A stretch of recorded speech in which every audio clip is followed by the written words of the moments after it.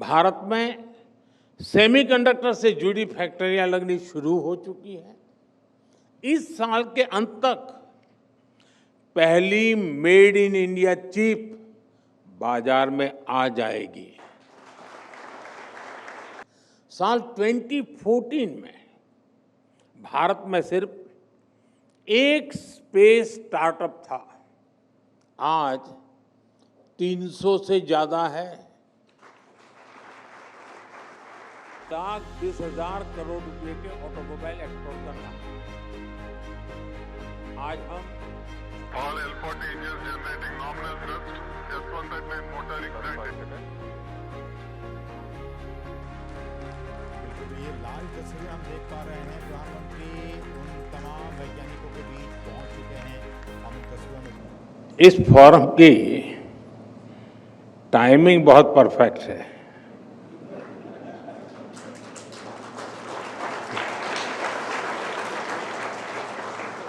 और इसलिए मैं आपकी सराहना करता हूं।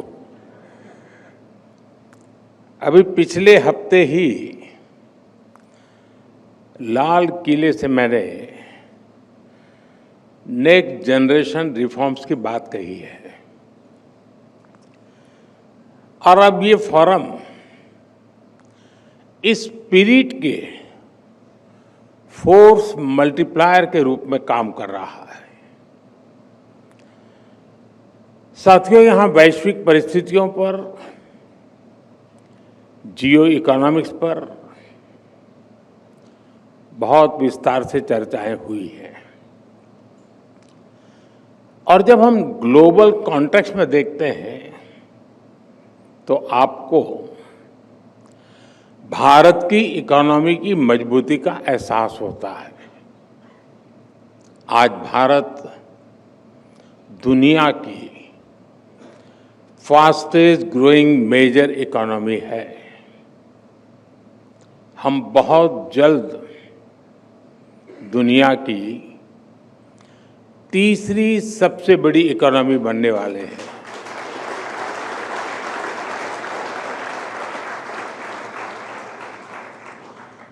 एक्सपर्ट कह रहे हैं कि दुनिया की ग्रोथ में भारत का कंट्रीब्यूशन बहुत जल्द करीब 20% होने जा रहा है।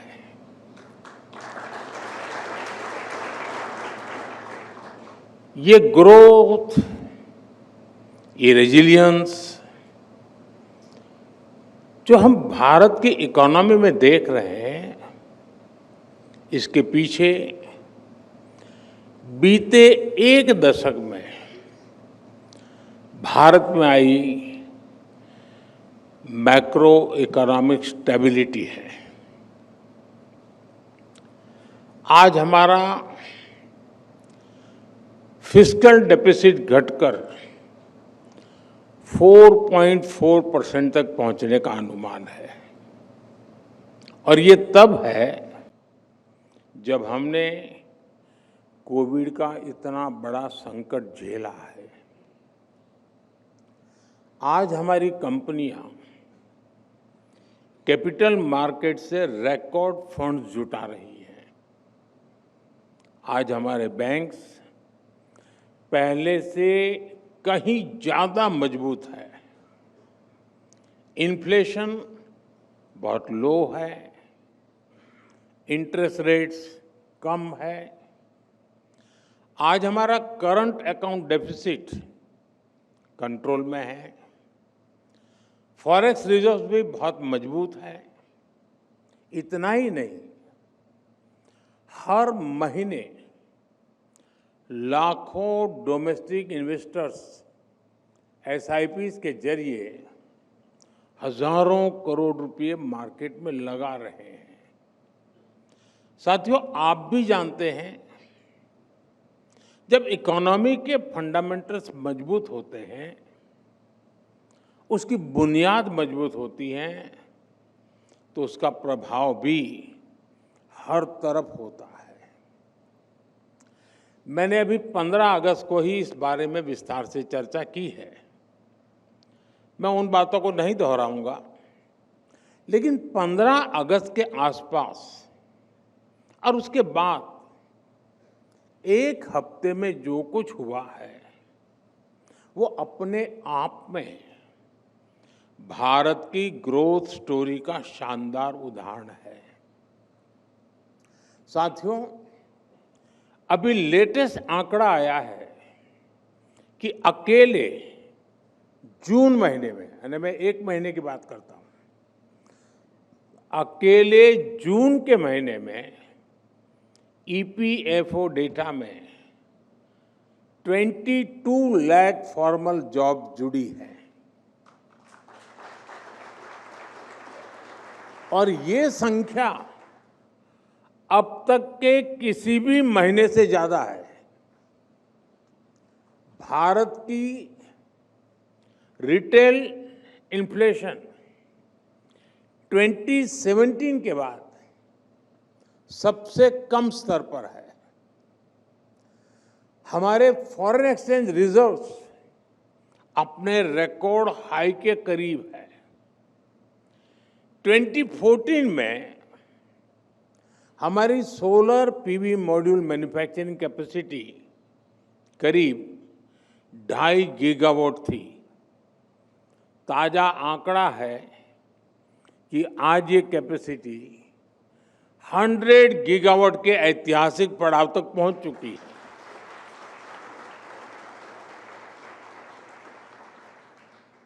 दिल्ली का हमारा एयरपोर्ट भी ग्लोबल एयरपोर्ट्स के एलिट 100 मिलियन प्लस क्लब में पहुंच गया है।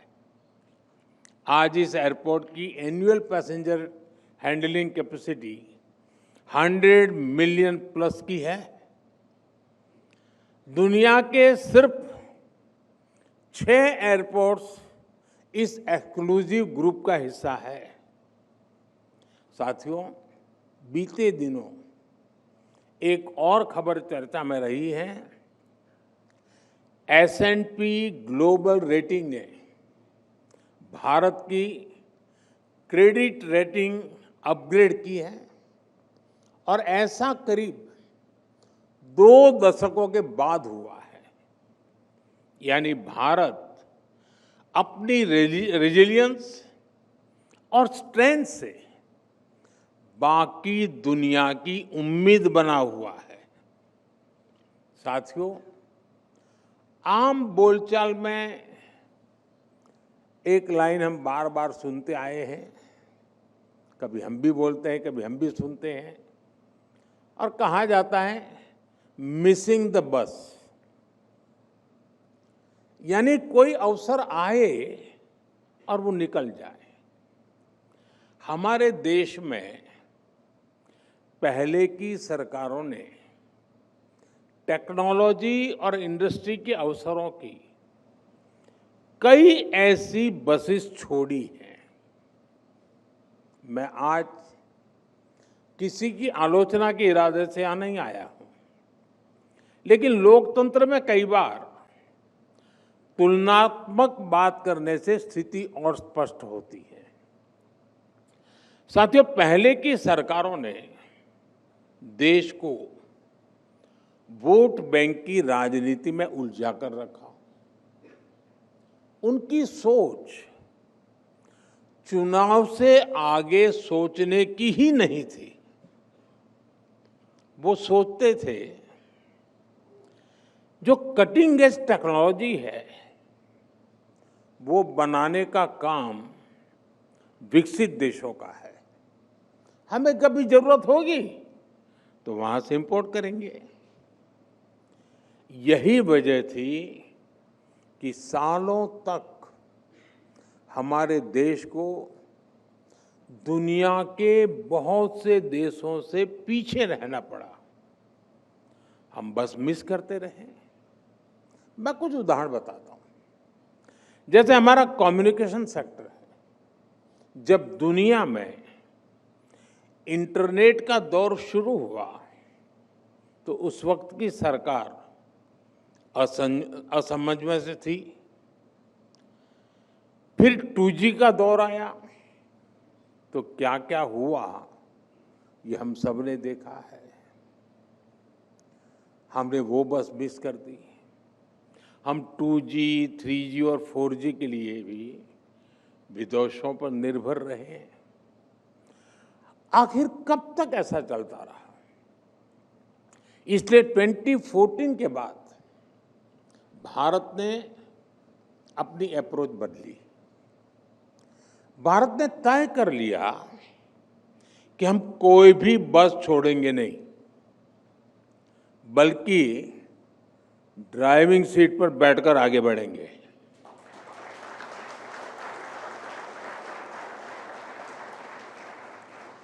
और इसलिए हमने पूरा अपना 5G स्टैक देश में ही विकसित किया। हमने मेड इन इंडिया 5G बनाया भी और सबसे तेजी से देश भर में पहुंचाया भी। अब हम मेड इन इंडिया 6G पर तेजी से काम कर रहे हैं। और साथियों, हम सब जानते हैं भारत में सेमीकंडक्टर बनने की शुरुआत भी 50-60 साल पहले हो सकती थी, लेकिन भारत ने वो बस भी मिस कर दी और आने वाले कई वर्षों तक ऐसा ही होता रहा। आज हमने ये स्थिति बदली है। भारत में सेमीकंडक्टर से जुड़ी फैक्ट्रियां लगनी शुरू हो चुकी है। इस साल के अंत तक पहली मेड इन इंडिया चिप बाजार में आ जाएगी।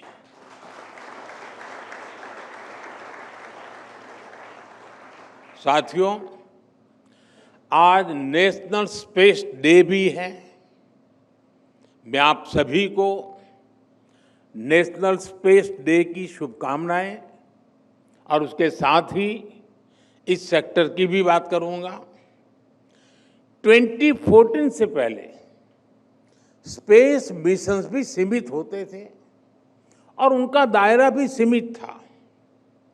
आज 21वीं सदी में जब हर बड़ा देश अंतरिक्ष की संभावनाओं को तलाश रहा है, तो भारत कैसे पीछे रहता? इसलिए हमने स्पेस सेक्टर में रिफॉर्म भी किए और इसे प्राइवेट सेक्टर के लिए ओपन भी कर दिया। मैं आपको एक आंकड़ा देता हूं। ईयर 1979 से 2014 तक भारत में सिर्फ 42 मिशन हुए थे, यानी 35 इयर्स में 42 मिशंस। आपको ये जानकर खुशी होगी कि पिछले 11 सालों में 60 से ज्यादा मिशन पूरे हो चुके हैं।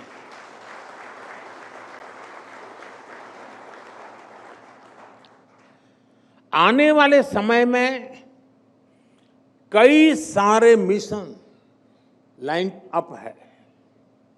इसी साल हमने स्पेस डॉकिंग का सामर्थ्य भी हासिल किया है। ये हमारे फ्यूचर के मिशंस के लिए बहुत बड़ी अचीवमेंट है।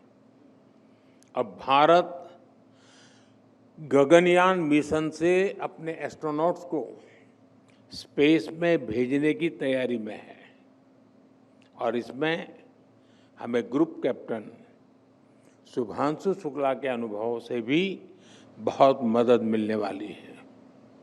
साथियों, स्पेस सेक्टर को नई एनर्जी देने के लिए उसे हर बंधन से आजाद करना जरूरी था। इसलिए हमने पहली बार प्राइवेट पार्टिसिपेशन के लिए क्लियर रूल्स बनाए।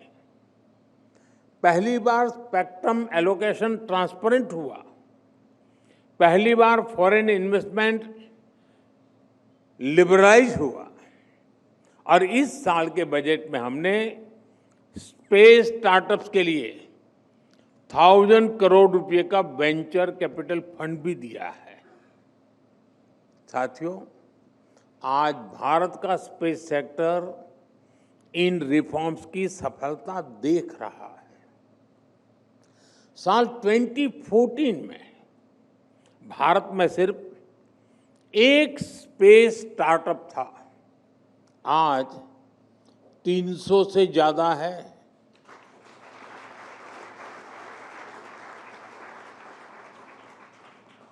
और वो समय भी दूर नहीं जब अंतरिक्ष में हमारा अपना स्पेस स्टेशन होगा। साथियों, हम इंक्रीमेंटल चेंज के लिए नहीं बल्कि क्वांटम जंप का लक्ष्य लेकर आगे बढ़ रहे हैं। और रिफॉर्म्स हमारे लिए न कंपल्सन है, न क्राइसिस ड्रिवन है, ये हमारा कमिटमेंट है, हमारा कन्विक्शन है।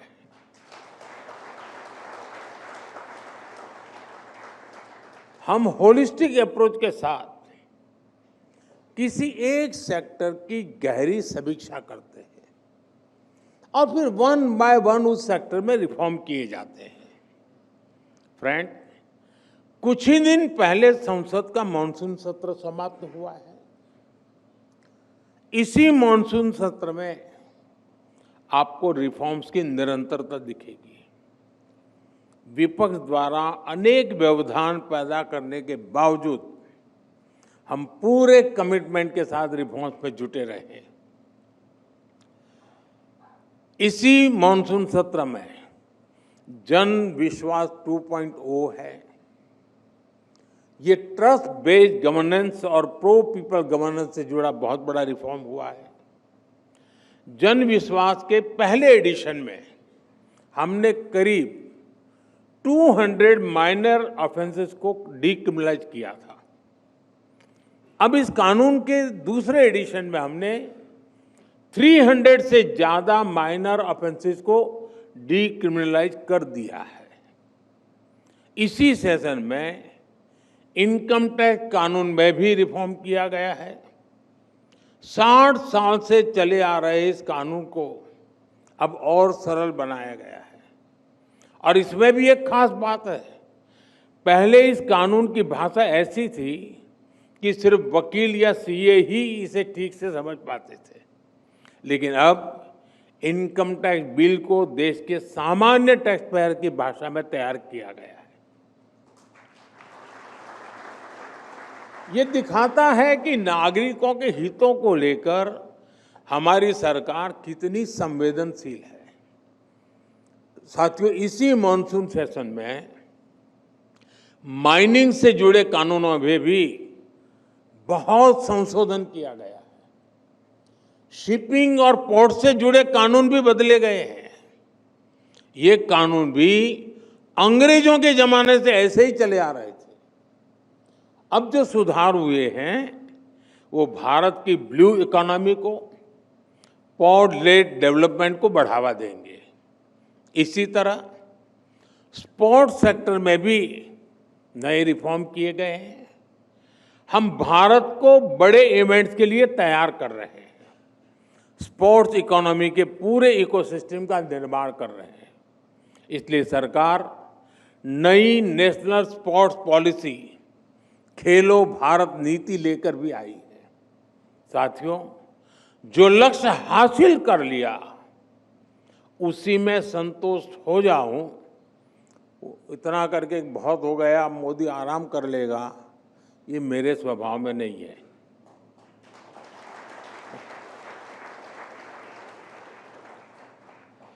रिफॉर्म्स को लेकर भी हमारी यही सोच है। हम आगे के लिए तैयारी करते रहते हैं। हमें और आगे बढ़ना है। अब रिफॉर्म्स का एक और पूरा आर्सेनल लेकर आने वाला हूं। इसके लिए हम कई मोर्चों पर काम कर रहे हैं। हम बेवजह के कानूनों को खत्म कर रहे हैं। नियमों और प्रक्रियाओं को सरल बना रहे हैं, प्रोसीजर्स और अप्रूवल्स को डिजिटल कर रहे हैं, अनेक प्रावधानों को डीक्रिमिनलाइज कर रहे हैं। इसी कड़ी में जीएसटी में भी बहुत बड़ा रिफॉर्म किया जा रहा है। इस दिवाली तक ये प्रक्रिया पूरी हो जाएगी। इससे जीएसटी और आसान बनेगा और कीमतें भी कम होगी।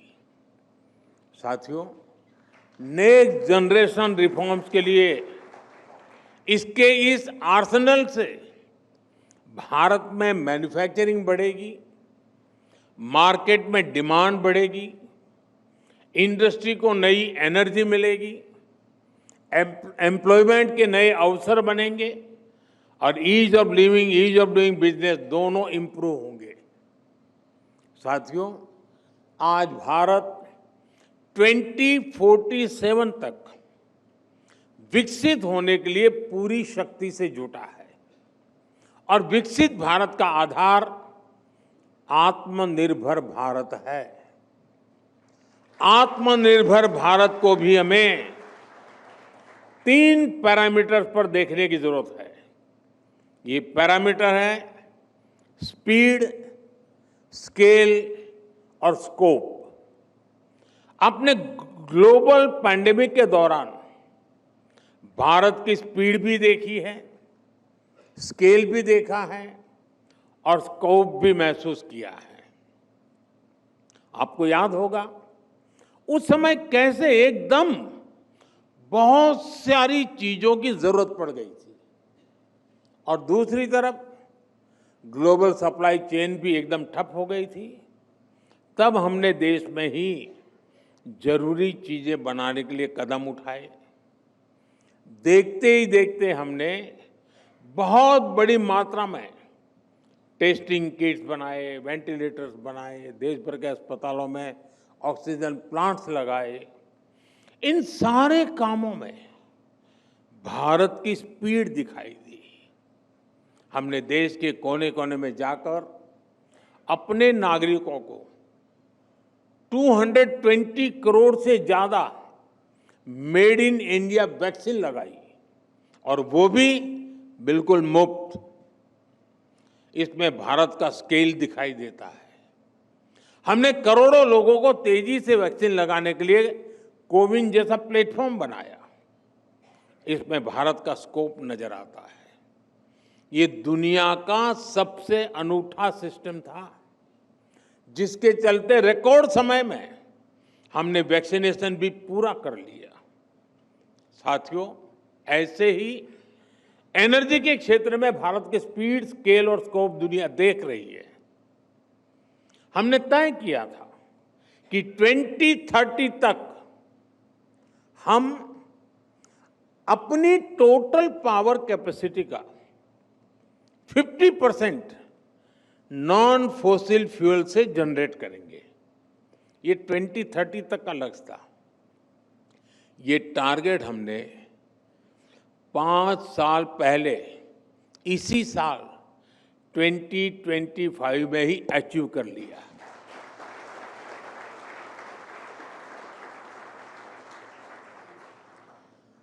साथियों, पहले के समय जो नीतियां थी उसमें इंपोर्ट पर बहुत जोर रहा। लोगों के अपने फायदे थे, अपने खेल थे। लेकिन आज आत्मनिर्भर होता भारत एक्सपोर्ट में भी नए रिकॉर्ड बना रहा है। पिछले 1 साल में हमने 4 लाख करोड़ रुपए के एग्रीकल्चर प्रोडक्ट एक्सपोर्ट किए हैं। पिछले 1 साल में पूरी दुनिया में 800 करोड़ वैक्सीन डोज बनी है। इसमें 400 करोड़ भारत में ही बनी है। आजादी के 6.5 दशक में हमारा इलेक्ट्रॉनिक्स एक्सपोर्ट 35,000 करोड़ रुपए के आसपास पहुंच पाया था। आज ये करीब 3.25 लाख करोड़ रुपए तक पहुंच रहा है। साथियों, 2014 तक भारत 50,000 करोड़ रुपए के आसपास के ऑटोमोबाइल एक्सपोर्ट करता था। आज भारत एक साल में 1,20,000 करोड़ रुपए के ऑटोमोबाइल एक्सपोर्ट कर रहा है। आज हम मेट्रो कोच, रेल कोच से लेकर रेल लोकोमोटिव तक एक्सपोर्ट करने लगे हैं। वैसे आपके बीच आया हूं तो भारत की एक और सफलता के बारे में आपको बता दूं। भारत अब दुनिया के 100 कंट्रीज को इलेक्ट्रिक व्हीकल भी एक्सपोर्ट करने जा रहा है। 2 दिन के बाद 26 अगस्त को इससे जुड़ा एक बहुत बड़ा कार्यक्रम भी हो रहा है।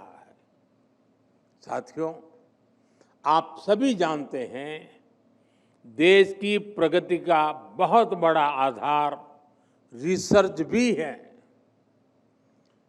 इंपोर्टेड रिसर्च से गुजारा तो हो सकता है, लेकिन जो हमारा संकल्प है वो सिद्ध नहीं हो सकता।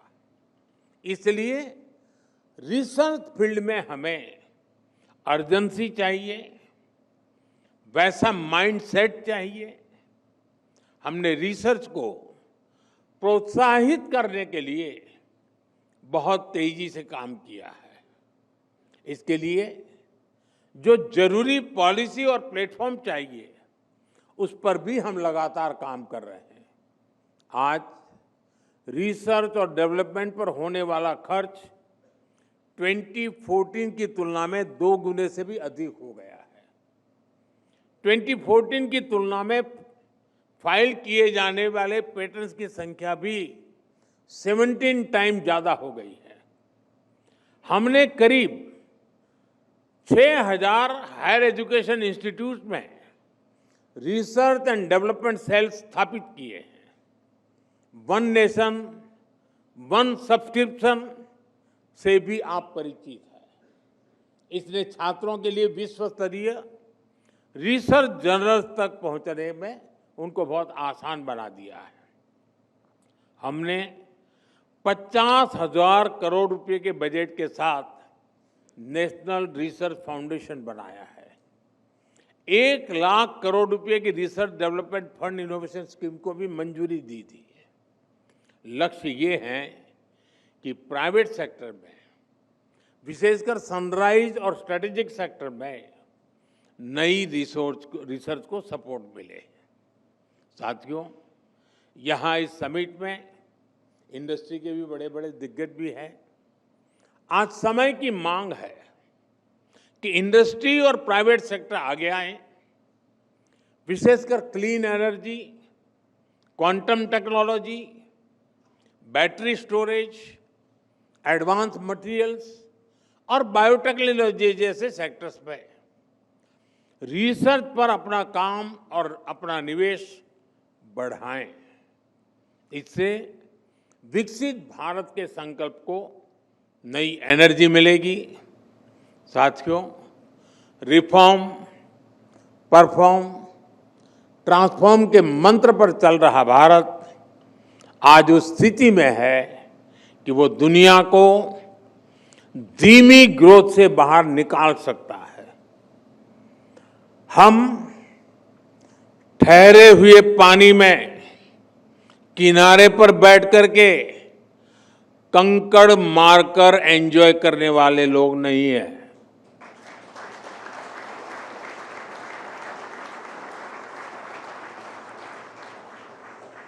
हम बहती तेज धारा को मोड़ने वाले लोग हैं।